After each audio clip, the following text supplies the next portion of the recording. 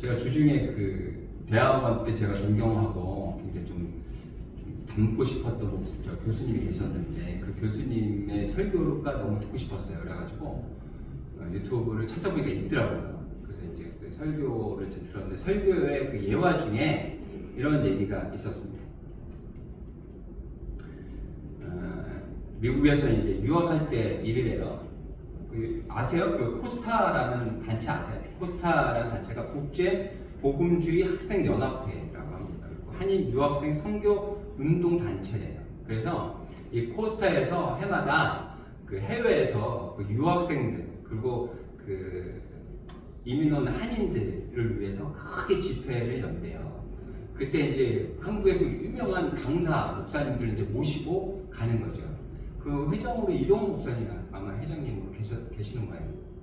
모르겠습니다. 계속 그분이 하신 건지 뭐 어떻게 된 건지 잘 모르겠는데 그때도 이동훈 교수님 목사님께서 오셔서 말씀을 전했다고 해요. 그러면 모이면 거의 한 몇천 명씩 모인답니다. 그런데 그때 그 성찬식을 한대요. 그 몇천 명을 성찬식을 하는데 쉽지 않잖아요. 그러다 보니까 이제 그 목사님들이 몇 분 안 되니까 지역에 있는 이제 그 목사님들까지 다 같이 함께 성찬식을 한다고 그래요. 그러면 이제 앞에 목사님들이 이제 그 분장을 이제 드시고 이제 사람들이 이제 줄을 서서 목사님이 그걸 이제 받아 먹는 아마 그런 시스템인가 봐요. 그러니까 그 강사 목사님들이 서 있고 또 옆에 또 지역 목사님들이 쫙 서 있대요. 근데 그 앞에 이제 줄을 서는 거예요. 그런데 그 강사 목사님 그 유명한 목사님 앞에는 줄이 엄청나게 길게 서 있는데 그 지역에 있는 목사님들에게 줄이 아예 없답니다. 그 앞에 서 있지 않아요. 그냥 한 번씩 웃고 넘기기에는 좀 너무 좀 마음이 좀 그렇죠. 그래서 그 사회자가 그렇게 얘기한답니다.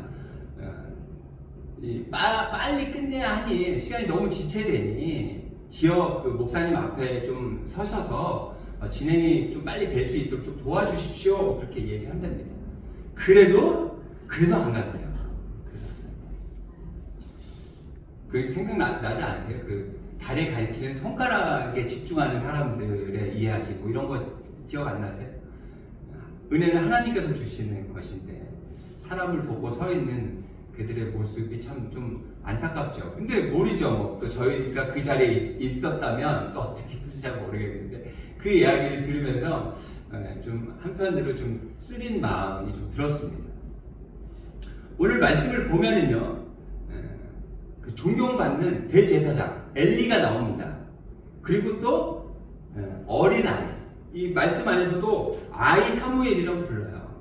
아이인 사무엘이 나와요. 그런데 하나님께서 누구에게 말씀을 하시냐면 이 권위가 있는 엘리에게 이야기하지 않고요, 사무엘에게 이야기합니다. 좀 우리 그 세상의 모습하고는 조금 다르죠. 아이인 사무엘에게 말씀하시는 하나님의 모습이 그 지역교회 목사님들 앞에 서지 않았던 사람들과는 약간 좀 다른 모습 같다라는 좀 생각이 들어요. 하나님께서는 결국 외모를 보지 않으시고 내면을 보시는 분이시구나 라는 걸 우리가 알 수 있죠. 10절에서 이렇게 얘기하고 있어요.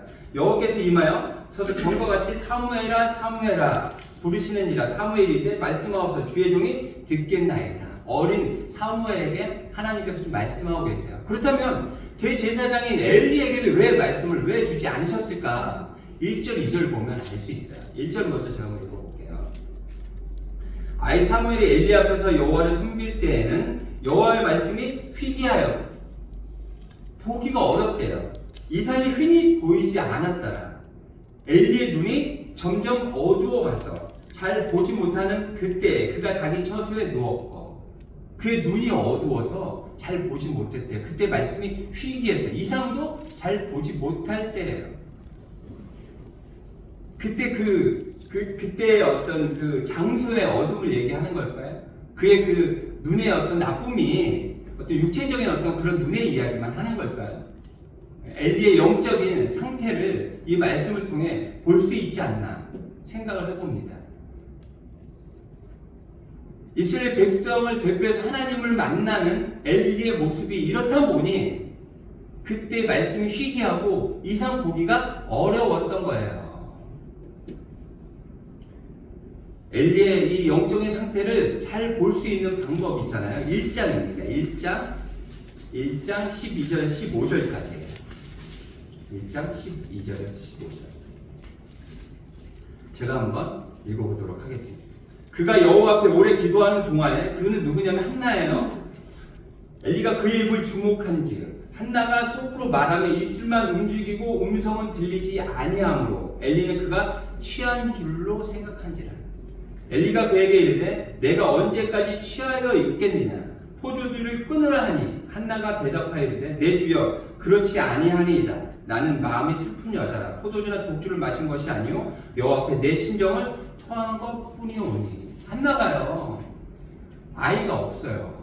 그래서 분이나라는 그 아내가 이제 2명인데 그 분이나한테 아주 그냥 많은 수모를 당합니다. 그리고 아이를 갖고 싶어요. 그러다 보니 하나님한테 정말 간절하게 이렇게 기도하는 거예요. 근데 그 기도하는 모습을 엘리는 뭐라고 하냐면 술에 취했다고 그래요. 엘리의 영적인 상태가 어떤 상태인지 알 수 있겠죠. 그렇다면 엘리의 영적인 상태가 왜 이렇게 됐을까 봐야 되겠죠. 그러면 2장 29절입니다. 2장 29절 제가 또 읽어볼게요. 너희는 어째 내가 내 처소에서 명령한 내 재물과 예물을 밟으며 내 아들을 나보다 더 중히 여겨 내 백성 이스라엘이 드리는 가장 좋은 것을 너희들을 살찌게 하느냐. 하나님보다 엘리는 지금 누가 더 가깝냐면 아들들과 더 가까워요. 그런데 이 아들들의 상태가 어떠냐면 22절이에요. 2장 22절 제가 읽어볼게요. 엘리가 매우 늙었더니 이제 그 엘리의 자리를 그 홈리와 비느하스 그 자녀들이 이제 맡아서 제사장의 직분을 감당해야 되는 거예요. 근데 그 아들들의 모습입니다. 엘리가 매우 늙었더니 그의 아들들이 온 이스라엘에게 행한 모든 일과 회막 중에서 수종드는 여인들과 동침하였음을 듣고 하나님의 것을 빼앗아요. 그리고 이렇게 나쁜 짓을 서슴없이 저지릅니다. 그런데 이 아들과 더 가깝다라는 거예요. 죄잖아요. 죄와 더 가까운 거예요. 하나님과 가까운 것이 아니라 죄와 더 가깝다 보니 영적인 상태가 좀 전에 읽었던 그 말씀처럼 이런 상태로 변할 수밖에 없었던 거죠. 제가 어저께 TV에서 궁금한 이야기라는 프로를 잠깐 봤어요. 근데 알시카라는 제목의 내용이 보니까 뭐 여러 가지 이야기가 한 이야기가 아니라 여러 가지 이야기가 나오는데 그 중에 하나가 알시카라는 그런 내용이에요. 어떤 내용이냐면 이런 내용이에요. 그 알시카 아세요? 저도 잘 모르는데 자동차 있잖아요. 모형 자동차, 그 경기용 자동차 그거를 무선으로 조종할 수 있는 그런 차가요. 100 몇십만 원, 거기다 튜닝하고 그러면 300 몇십만 원씩 이렇게 한답니다. 그 시장이 굉장히 큰가 봐요. 이 아이가 10살 때부터, 그 주인공, 그 아이가 10살 때부터 그쪽에 관심이 있어가지고, 그 동호회에 들어가서 그런 일들을 많이 했다고 그래요. 그런데 그때 같이 동호회했던 사람들이 뭐라 그러냐면, 그 10살밖에 안 된 아이가 와서 남의 물건에 손을 대는 걸 여러 번 봤다는 거예요. 그리고 그 사람이 왜 나오게 되냐면, 사기를 친대요. 다른 사람에게 부속품을 납품하기로 해놓고 납품을 안 하고 돈은 받아채고 그 다음에 물건을 보내겠다고 자동차를 보내겠다고 돈을 다 받아놓고서 망가진 자동차를 보내고 그러니까 사기를 당한 사람이 한두 명이 아니에요. 그런데 이야기를 듣다 보니까 이 사람이 어떤 일을 하냐면 아주 좋은 자동차 그 외제차 있잖아요. 비싼 차. 근데 중고로 사면 좀 싸게 사나 봐요. 중고로 싸게 사서 거기에다가 튜닝을 한대요. 그래서 부속품들을 구하기 어려운 걸로 이렇게 달아놓는답니다. 그리고 그 음주운전한 사람들을 찾아서 사고를 일부러 낸대요. 그리고 그 보상금이 엄청날 거 아니에요. 희귀한 것들을 달아놨으니, 구하기도 어려운 것들을 달아놨으니. 그래서 그 보험금을 노리고 그런 일들까지 한다는 거예요. 이야기를 듣다 보니까 이 사람이 정말 그 사기 쪽으로는 아주 머리가 비상한 사람 같아요. 근데 그 사람한테 당한 사람이 한둘이 아니에요. 그러니까 제작진이 그 어머니에게 이제 전화를 합니다. 아들이 이런 일들을 하고 있고 피해본 사람들이 이렇게 많다고 하는데 그 내용을 아십니까? 그랬더니 그 어머니가 뭐라고 그랬는지 아세요? 그 어머니가 이렇게 얘기합니다. 우리는 그렇게 어렵지 않아서 아들이 어렸을 때부터 해달라는 거 다 해주고 살았다. 아들이 어디 가서 남의 것을 훔치고 사기칠 그럴 이유가 전혀 없다. 그리고 그렇게 이야기하는 사람들은 자기 아들을 시기 질투해서 모함하는 거다 라고 그렇게 이야기해요. 그 어머니의 그 이야기를 들으면서 이 아들, 이 주인공, 이 자녀는 변할 수 없겠다. 부모가 따끔하게 혼을 내도 변할까 말까 한데 이렇게 아들의 표현을 듣는 그 어머니의 이야기를 들으니까 그 아들이 앞으로의 길이 보여지는 것 같더라고요. 엘리의 모습이 그런 모습인 거예요.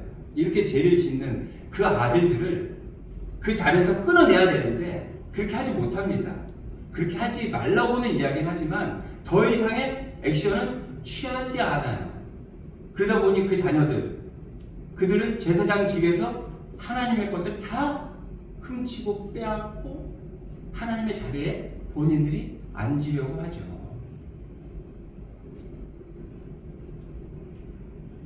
엘리의 그 모습이 자녀들의 모습을 변화시킬 수 없는 영적인 둔화된 모습이 아닌가 하는 그런 생각을 해봤어요.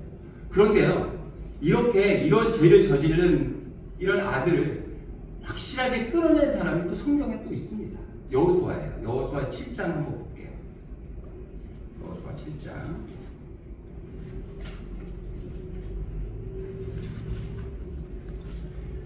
여러분 아시죠? 여호수아가 이제 가나안 땅에 들어가야 됩니다. 이스라엘 백성들이. 그래서 여리고성 그 큰 성을 무너뜨립니다. 누가요? 하나님께서. 그래서 그들은 그 여리고성을 점령하게 됩니다. 그 다음 성이 어떤 성이냐면 아이성입니다. 굉장히 작은 성이에요. 그래서 그들은 걱정하지 않고 아이성으로 쳐들어갑니다. 그런데 어떻게 돼요? 완전히 대패하게 되죠. 그래서 그 이유를 알아봤더니 어떤 이유였냐면 하나님께서 분명히 그러시거든요. 여리고성에서 절대 너희들 손 타지 않게 하라. 거기 있는 물건을 절대 손대지 마라 라고 이야기하셔요. 그런데 손댄 사람이 있어요. 그래서 아이성에서 대패하게 되었던 거예요. 그 사람이 누구냐? 유다 지파의 아간이라는 사람이에요. 아간이라는 사람. 그가 이야기합니다. 21절이에요.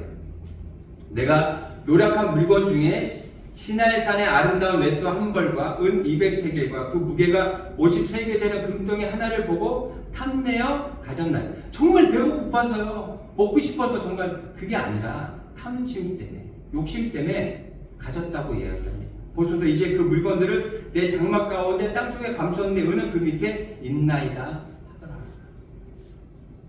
이 아간의 이 탐심 때문에 이스라엘 백성들 많은 사람이 죽게 되고 아이성에서 대패하게 되었던 거예요. 이게 죄예요. 죄. 끊어내야 돼요. 죄는 우리와 함께 가지만 그 죄를 우리가 끊어내려고 해야 해요. 그래야 죄에 휘둘리지 않고 하나님께 휘둘리는 하나님의 사람으로 살아갈 수 있는 거예요. 근데 이 아간을 여호수아가 뭐라고 부르냐면 19절이에요. 내 아들아 이렇게 불러요. 각별한 사이였던 것 같아요. 여호수아하고 아간하고 아들아라고 부를 정도로 각별한 그런 사이가 아니었나 하는 그런 생각을 해봅니다. 하지만 죄를 저지른 이 아간을 여호수아는 완전히 딱 끊어내요. 몇 절이냐면 25절입니다. 제가 읽어볼게요. 여호수아가 이르되 내가 어찌하여 우리를 괴롭게 하였느냐 여호와께서 오늘 너를 괴롭게 하시리라 하니 온 이스라엘이 그를 돌로 치고 물건들로 치고 불사르고.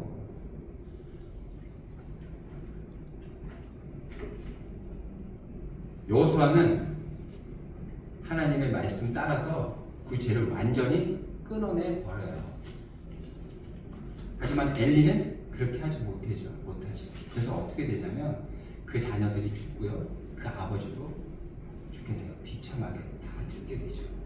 아버지가 만약에 이 죄를 끊어냈다면 아들들이 그 자리에서 물러나오게 하고 다른 사람을 그 자리에 앉히고 제대로 된 제사장의 역할을 감당케 했다면 그런 일들이 벌어지지 않았겠죠. 결국에 오늘 말씀 제목처럼 엘리는 죄, 넘어져 버린 거예요. 여호수아는 넘어섰지요. 우리의 삶도 마찬가지예요. 죄와 동떨어진 인생을 살아갈 수 없어요. 하지만 죄에 넘어져서는 안 돼요. 어떻게 해야 돼요? 넘어서야죠. 넘어서서 바로 서야죠. 그러기 위해서 우리에게 무엇이 필요하냐? 중요한 거 그 죄를 바라볼 수 있는 말씀이 필요한 거예요. 3절입니다. 3장 3절이에요. 하나님의 등불은 아직 꺼지지 아니하였어요. 소망이 있어요. 엘리가 이렇게 영적으로 어두운 모습을 보이지만 하나님의 그 등불은 꺼지지 않고 있어요. 그리고 어떻게 되냐면 21절입니다. 여호와께서 실로에서 다시 나타나시되 여호와께서 실로에서 여호와의 말씀으로 사무엘에게 자기를 나타내시니라. 사무엘의 말이 온 이스라엘에 전파돼. 이 말이 어떤 말씀이에요? 하나님의 말씀. 하나님께서 사무엘에게 하신 그 말씀을 사무엘이 전하는 거예요. 전파됐다라는 거예요. 그 불이 꺼지지 않아요. 지금도 꺼지지 않았습니다. 하나님의 말씀은 전파되고 있어요. 전하고 있어요. 우리가 그 말씀을 통해 빛으로 그 죄를 바라봐야 돼요. 제가 일하면서 여러 가지 공구를 씁니다. 그 공구 중에 송풍기라는 게 있어요. 이렇게 바람을 이렇게 누르면 바람이 이렇게 나와요. 이렇게 집에 있는 그 청소기를 빨아들이죠. 이거를 불어내요.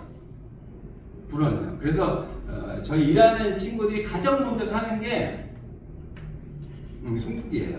좀 있어 보여요. 이렇게 푹 분 다음에 밑작업을 하거나 필름 붙이면 꼭 있어 보여서 그런지 꼭 그걸 제일 먼저 사더라고요. 그래서 저도 있습니다. 그래서 이제 그 송풍기로 밑작업 할 때도 그렇고 필름 붙일 때도 그 먼지들 다 털어내죠. 왜 그러냐면 이 필름은 정전기가 굉장히 심해요. 그래서 막 이렇게 필름을 그 후제에서 이렇게 떼어낼 때도 보면 막 머리카락이 쭈삐쭈삐 막 씁니다. 그러다 보니까 주위에 있는 먼지가 다 여기로 다 들어와요. 그래서 그 상태에서 붙여놓으면 울퉁불퉁해. 요만한 티 하나가 들어가고요. 아주 비싸게 티가 납니다. 그래서 그걸 다 불어내고 먼지를 다 없앤 다음에 그렇게 작업을 하죠. 그런데요, 어느 날 빛이 들어오는 현장에서 일을 하게 됐어요. 불었죠. 선풍기를 팍 불었어요. 그랬더니 그 빛을 통해서 그 공간 안에 있는 그 먼지가 보이는데요. 엄청난 거예요. 그런데 그 먼지가 어디로 갑니까? 우리 코와 입을 통해서 우리가 다 마시고 있는 거예요.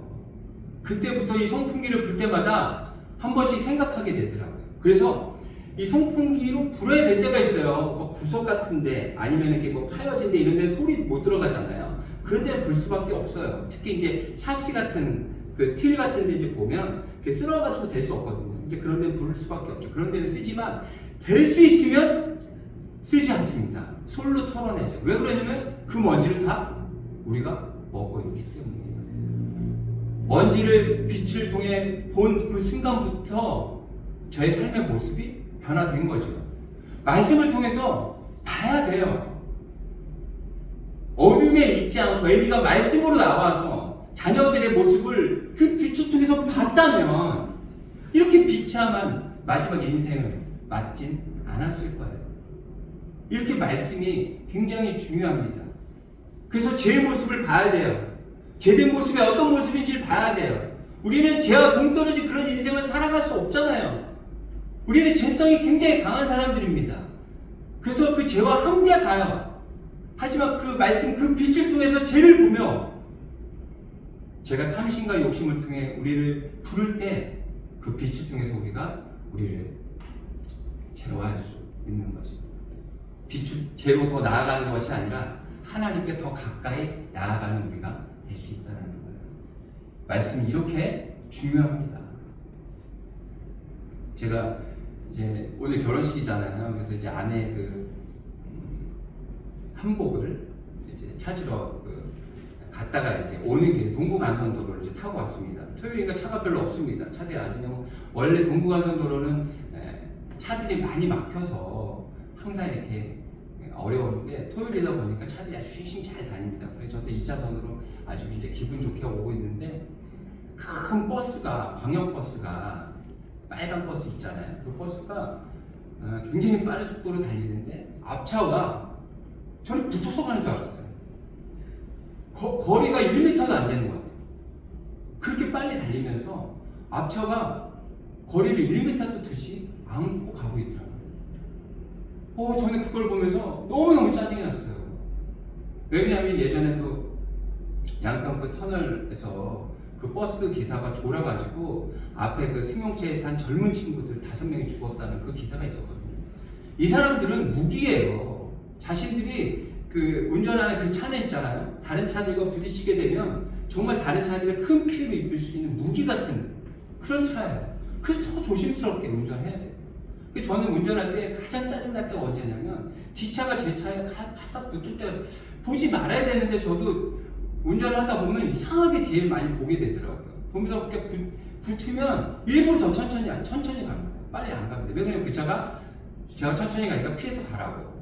근데 너무 붙으면 너무 짜증이 나요. 원망스러워요.